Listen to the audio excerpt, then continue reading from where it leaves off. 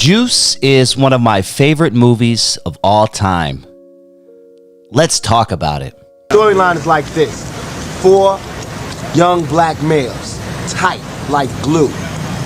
Now we want to see what happens when these 4 black males try to grow up and we all go in different directions. That's exactly what the storyline is. It deals with a lot of fear, peer pressure. It deals with a lot of young black males being trapped in today's society and the kind of reactionary things that we do to get out of it. Juice came out in 1992. I was a freshman in high school, and the hype around this movie was huge. I remember seeing the trailer. I don't believe I saw it in the theater. I'm pretty sure I saw it at home via VHS when it did come out, probably a few months after. Like I did a lot of movies at that time, because, you know, it wasn't really that easy to get into movies like Juice, like Boys in the Hood, like Colors when you were a young kid back in the day. But I do remember this movie traveling around the neighborhood, man. Everybody had this movie. Everybody watched this movie.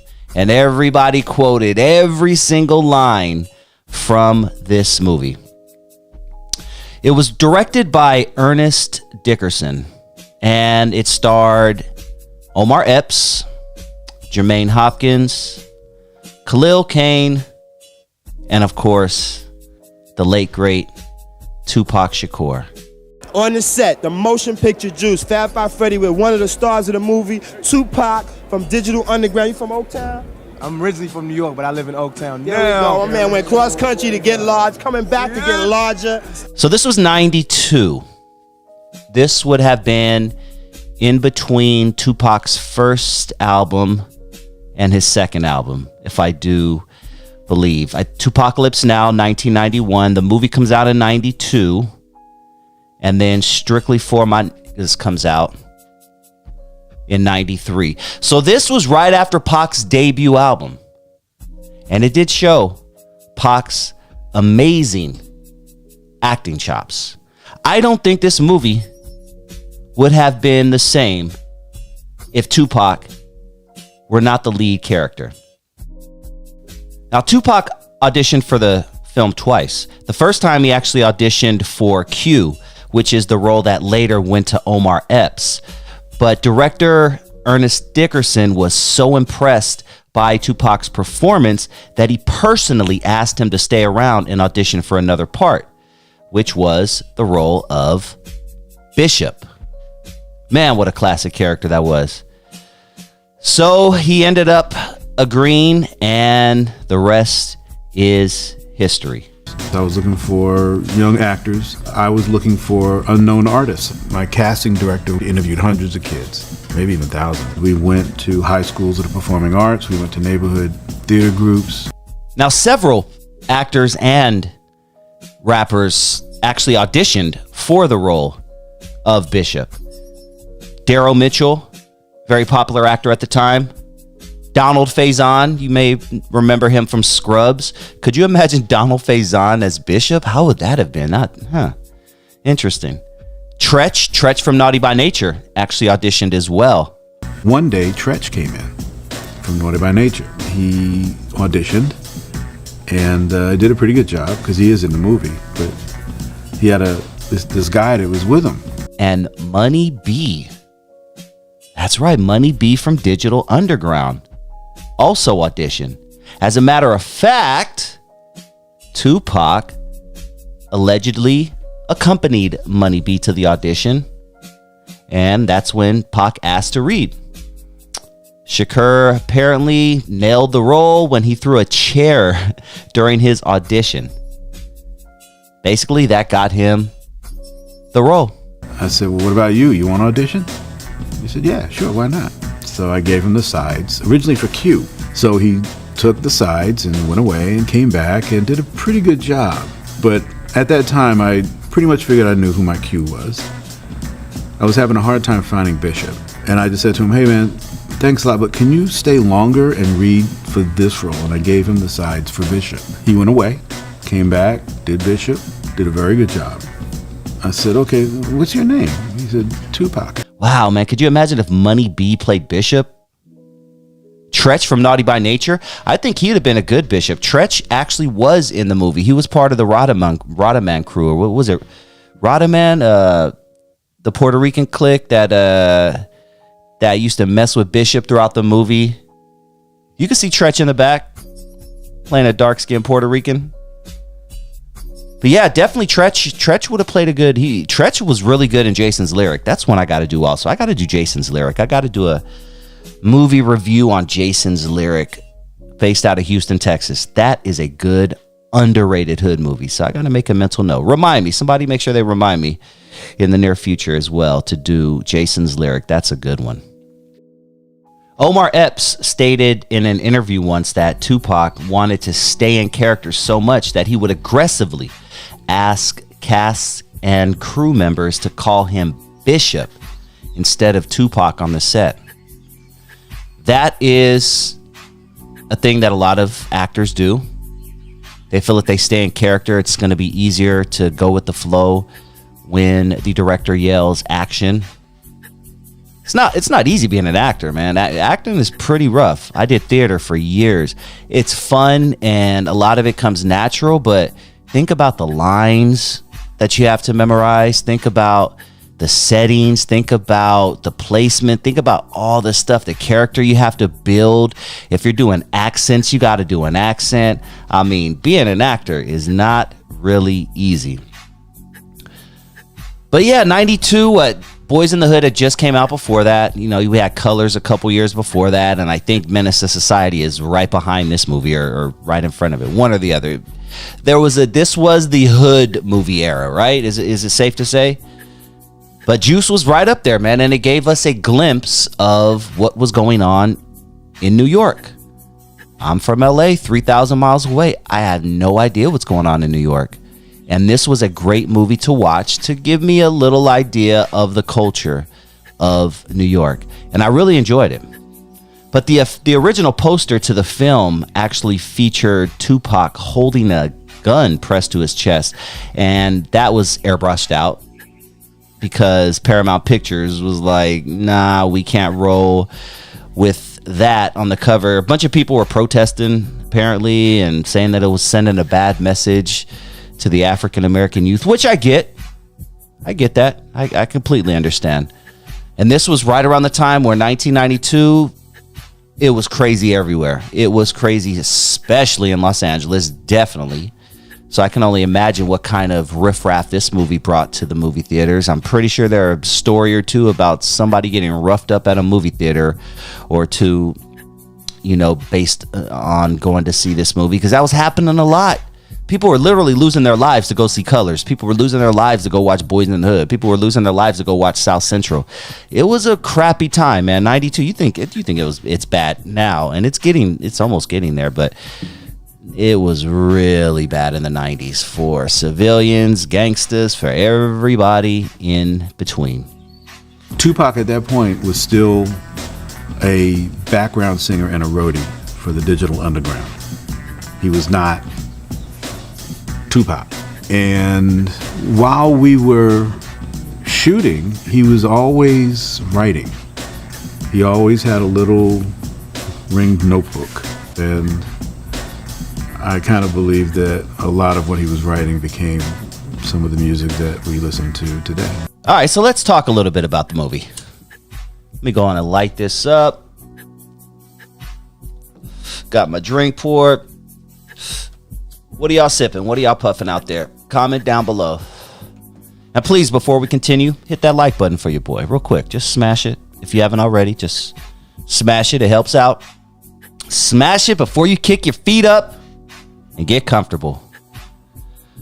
But 1992, Juice hits the theater. Takes place in Harlem. And it opens up with one of the illest songs ever to be, Rakim.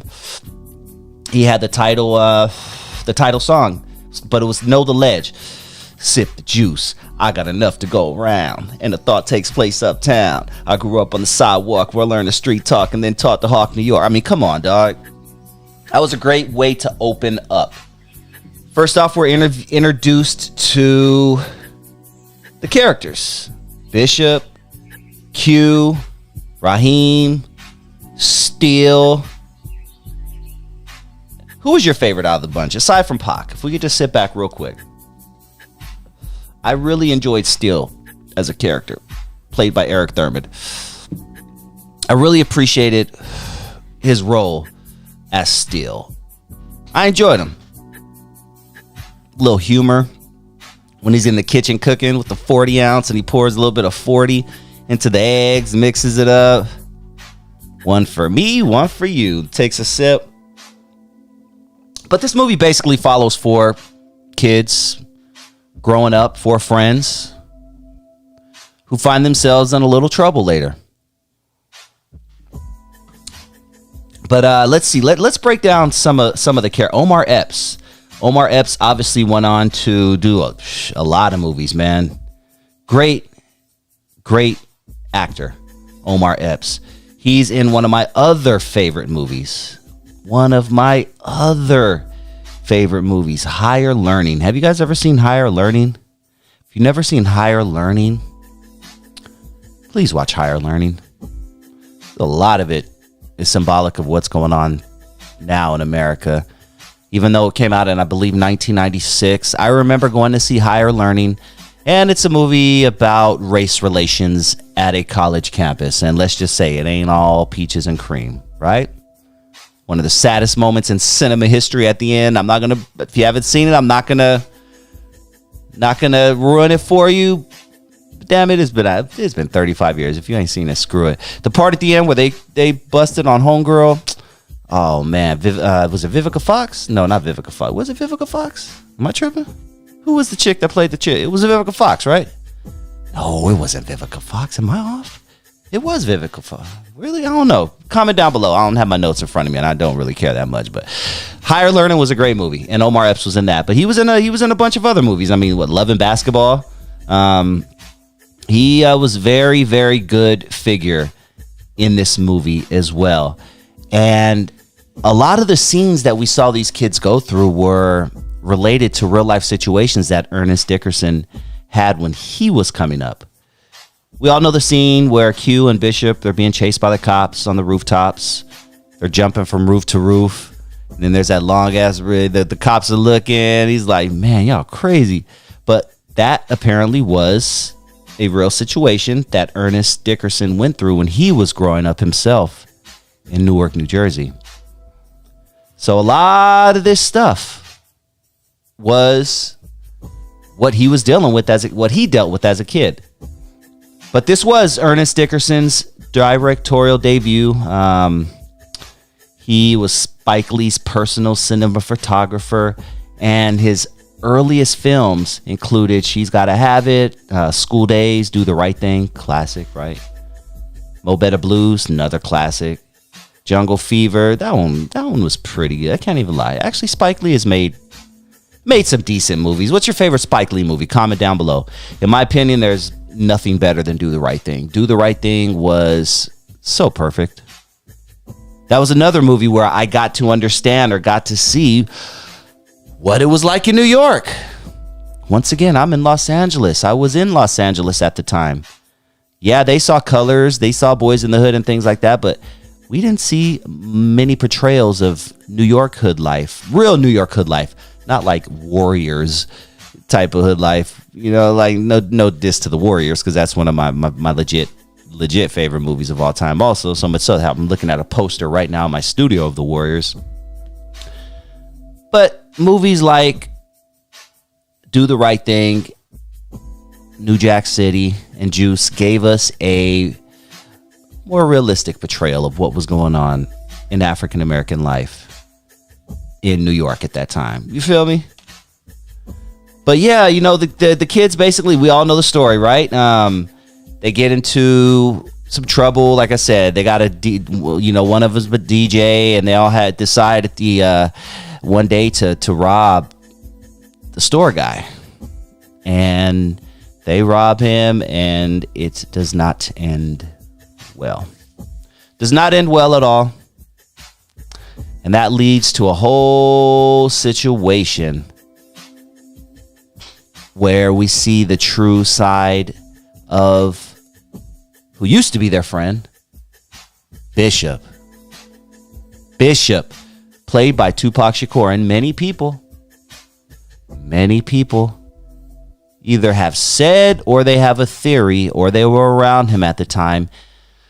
And they said that he embodied the Bishop character in real life and he became that character in real life. Tell us about your character in this movie, because I know you're the villain. Yo, I play me, straight ruthless villain, straight killer, straight take notes, scissors, you know what I'm saying? Straight popping partners. Go ahead. You know what I'm saying? Yo, Kick that flavor. Tupac will go ahead and rock this. Think about it for a second. Let's sit back and think about it. Think about his album right before this. And Tupac has always done militant / gangster / reality stuff, right? But his first album, there wasn't too much gangster to it. Then Juice comes out. Bishop. Maybe he feels he can add that to his Tupac character. You know what I mean? So there is a lot of truth to that, is all I'm saying. Go down that rabbit hole. But one thing that made this movie really good is the music. I'm a big music guy. I think music adds to everything. And the soundtrack was dope. I mean, I already talked about Know the Ledge with Rakim, the opening song. But Naughty by Nature had Uptown Anthem, and that was, at that point, one of the songs that I kept on repeat. Doom, da doom, doom, doom, doom. Doom, da doom, doom, doom, doom. Doom, da doom, doom, doom, doom. Doom, da doom, doom, doom, boom. You could do it to the hunt. Man, dude. Naughty by Nature, you know, they were one of those groups, and I can't even lie. I slept on a lot of Naughty by Nature back then, because when I was a kid, aside from this song here, and there was one other one, Ghetto Bastard. I really like Ghetto Bastard. But to me, and no knock, and this is no disrespect, because I have a totally different feeling of them now. I think they're one of the greatest groups in hip-hop history. They were so influential and inspirational. But I thought they were kind of corny back then. I thought Naughty by Nature was kind of corny. I'm keeping it 1,000. I hip-hop hooray, ho, hey. Back then, wasn't feeling it. Now, I love that song. OPP, how can I explain it? I'll take it frame by frame it. Well, y'all jump a shout saying it. Back then, thought it was corny. Now, I think it's a great song. And not only that, I think Tretch is he'll go down as one of the greatest rappers of all time. He's not one of my favorite rappers of all time, but he is one of the greatest rappers of all time. He had lyrics. I think he's one of Eminem's inspirations, if I'm not mistaken. You know, so that tells you something right there. Pooh Man was also on the soundtrack. EPMD had a song called It's Going Down. EPMD, one of the greatest groups of all time. Eric Sermon. Man, I remember thinking they were from the West Coast back in the day.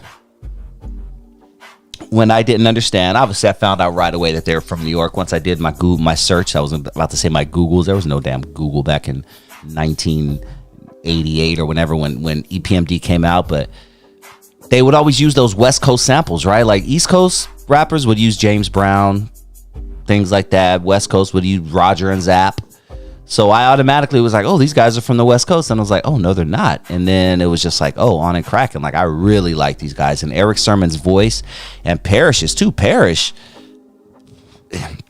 I was messing with Parrish actually back then over Eric, you know? But I like Eric's lisp, and I just like what he did for hip hop. And if you knew how many people sample Eric Sermon's drums, I mean, he's probably just as influential to hip hop as James Brown. I really mean that. If you know your hip hop, then you know I am not tripping. But Cypress Hill, man, they had a couple of joints on here, especially at the end when Bishop and Omar Epps were Bishop and Q were chasing each other, you know, up and down the stairs, in the elevator, in the party, on the rooftop. Cypress Hill was playing in the background, dog. I was like, oh, that's dope, because I knew who Cypress Hill was at that time. I knew hip hop, and I was like, oh, that's Cypress motherfucking Hill. And I also knew that they were local to me. I mean, Cypress Hill lived like 5 minutes away from me back then. I didn't know them back then, but it was local. Everybody, we saw them at the damn mall, like just walking around randomly. Like Cypress Hill was big back in the day, and for them to be on this soundtrack, that's really, really dope. Man, Big Daddy Kane was on this. That's right, Big Daddy Kane was on this. Shout out to Big Daddy Kane, one of the greatest. I was never a big fan, but I can't underestimate or not give him his props, because so many people were bumping Big Daddy Kane back then, and I appreciate him now as I got older. Once again, I appreciate all that 80s, late 80s, 90s East Coast hip hop. I kind of slept on it a little bit because I was team West Coast. You know what I mean? For the most part, once the West Coast started dropping. But as I got older, I got to appreciate a lot of the late 80s and early 90s East Coast hip hop that I, for whatever reason, just didn't listen to. But yeah, brand new heavies were on there. Teddy Riley, that's right. This was this is right around the New Jack era. New Jack was pretty big. New Jack swing was huge. Oh, what about, man, when I heard this song to this day is my shit. So you wanna be a gangster, the gangster. Too Short was on the soundtrack too, man, which is kind of dope because, once again, East Coast movie, West Coast artist. I'm sure Too Short was excited to get that placement, and he was probably a little surprised, probably a little shocked. I would love to know how that got on there. Salt and Pepper was on the soundtrack also. Boom, but then, yeah, he's gaming on you. Yeah, I remember that. Yeah, I mean, Salt and Pepper, one of the greatest female groups, if not. Let me think about this for a second. Are they the tag team champions of the world? Undisputed forever? I think they are when it comes to female groups, right? Because there wasn't too many female groups. Let's think about that for a second. You think about that. Give me a second. Let me light this up. And think about it. Our Salt and Pepper, the tag team champions of the world, undisputed forever. I would say, yeah. No disrespect to the JJ Fads, the Doggies Angels, the Conscious Daughters. Yeah. Yep. There it is. They are 100%. But yeah, so okay. Soundtrack was dope. Movie was dope. The movie made a lot of money. And to this day, I'm sure it makes hella money from streaming, because I know for a fact that if it's on TV and I just so happen to be scrolling through, I'm going to watch it. Wherever part it's at, I'm going to watch it. And it's on Netflix, I do believe, so you can literally watch it all the time. I mean, if I could say I've seen that movie 100 times, I would not be exaggerating. If I could just put a number on it, it's been about 100 times. Think about that. That's crazy. But it was a small movie. It was a budget of $5 million, and it actually was supposed to be an independent film until Paramount Pictures bought it. So that was a big deal right there. But a budget of $5 million, it ended up making at the box office $20 million. Success. It made 4 times the money that it did to produce it and direct it and all that. So most Hollywood executives would say that is a success. It's probably grossed over $100 million now if we're fast forwarding to today's times. But yeah, for a budget of $5 million, box office of $20 million, not too shabby. But comment down below, what are your thoughts on the movie Juice? Classic, right? Such a great movie. Who was your favorite character in Juice? Besides Bishop. I know most of you are going to say Bishop. Give me somebody else. Who's your favorite character? There was a lot of good characters in there. Queen Latifah had a cameo. I loved her character. It was only a 30-second cameo, but she was cussing out that comedian who was big at that time. My name is Flex. She was cussing out Flex. And then there's a lot of who else, you know who else is in this movie? Samuel motherfucking Jackson, man. Samuel Jackson's been in 8,000 movies or some shit. Like, he's been in a gang of movies. I'm making a number up, obviously, but he's been in so many movies, and I didn't even realize till watching that movie much later. I didn't even realize at the time how big of an actor he would become. Pulp Fiction probably blew him up, right? Is it safe to say that was one of the ones that kind of like blew him up? And now He's on so many movies. Yeah, but he was in this movie also. He was another great character. I totally forgot about that. But yeah, thank you guys for hanging out with me, man. I really do appreciate you. I enjoy these Saturdays. Just chilling, just talking about my past, stuff that I liked, stuff that I loved in the past, things that I loved growing up. And, and I love music and I love movies. Music and movies were my escape back in the day. You know what I mean? So I needed that, dog, because life was not always easy. And I'm sure it wasn't easy for a lot of you out there. So I'm sure I'm preaching to the choir, but I'm sure you can all scream amen with me when I could say that music and movies were a great escape from reality at times. I mean, there was nothing like on a Friday night going to Blockbuster Video, right? I can still smell Blockbuster Video. I can still smell it, man. I'm telling you, I can still smell it. Walking in there.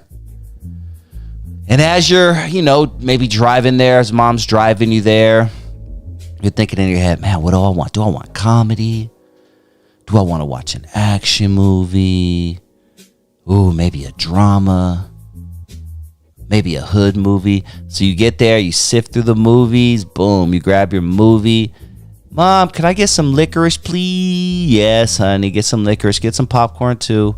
Mama just got paid. So now you got red vines. Oh, man. Red vines to me are gross today, but red vines were everything back when I was a kid. I used to love red vines, dude. Red vines and popcorn, dude. And just go home, put that popcorn in that microwave. Pop, pop, pop, pop, pop, pop, pop. Take the movie out. Pop it in that VCR. Hit play. Fast forward through all the previews.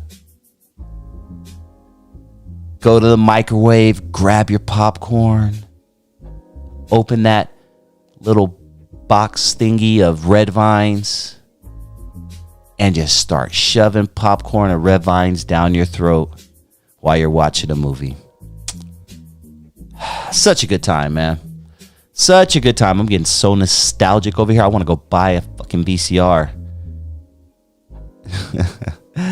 Good times, man. Good times. Growing up in the 80s and 90s was awesome. I hope you enjoyed hanging out with me.